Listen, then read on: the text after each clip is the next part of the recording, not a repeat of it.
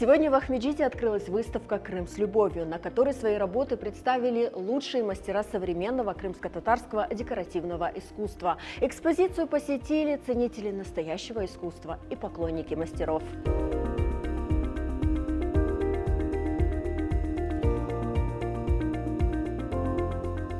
В восторге, конечно.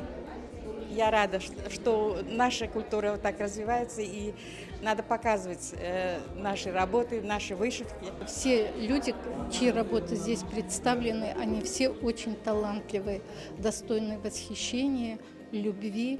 Сегодня для меня большой праздник. Наши мастера удивляют нас каждым годом все больше и больше. Мы каждый раз просто вдохновляемся этим всем. Это кусочек лета, кусочек вдохновения.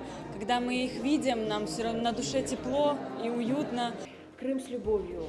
Почему название такое? Ну, потому что мы много ездим, мы мобильные. Когда у нас пленэр, мы ездим по окрестным селам, видим нашу потрясающую природу невероятную. И мы в полном восторге находимся. И вот этот вот восторг передаем в своих работах. Плюс в этом году у нас была еще тема такая.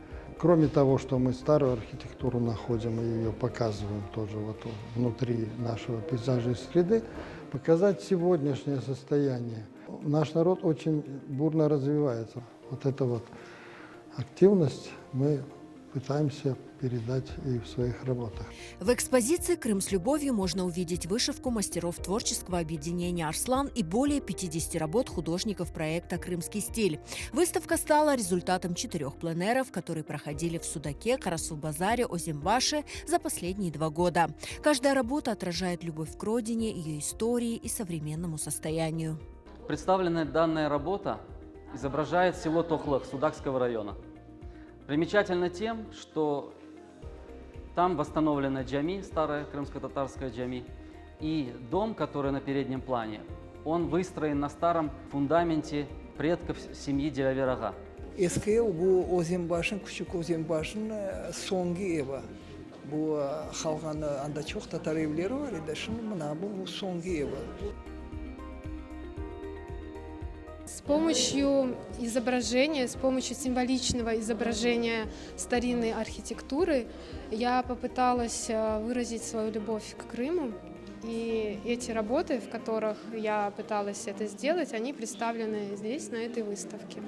Вдохновляясь крымской природой и крымской архитектурой, каждый из нас выражает в своем стиле свои ощущения, полученные от природы. Выставку «Крым с любовью» можно посетить в библиотеке имени Франко до конца декабря.